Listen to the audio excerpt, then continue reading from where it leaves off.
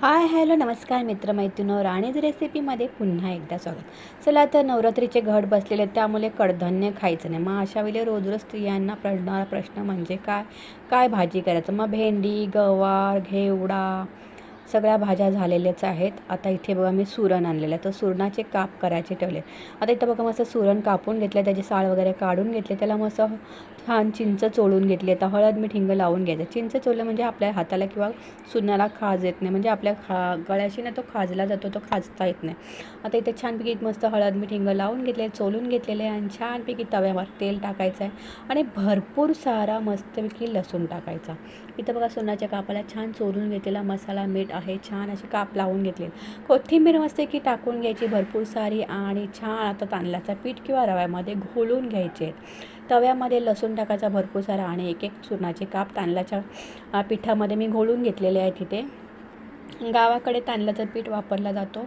आता इथे छान लसणावर फ्राय करून घ्यायचे. अगदी मच्छीचे तुकडे फ्राय होते ना तसेच लागते.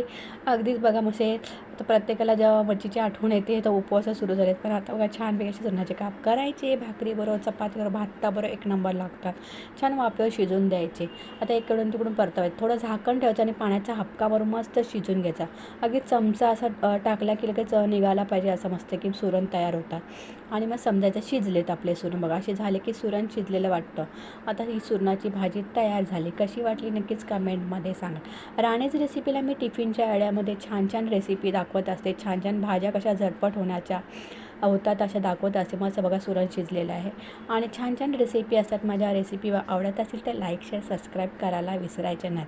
रोज टिफिनच्या आयडिया, रोज वेगळ्या प्रकारच्या भाज्या, वेगळ्या प्रकारच्या रेसिपी टाकत असे. फिशेसच्या रेसिपी टाकत असे, जाऊन बघू शकता. आवडत असेल तर नक्कीच कमेंटमध्ये सांगा. आणि कशी वाटली सुरणाची कापाची भाजी नक्कीच कमेंटमध्ये सांगा.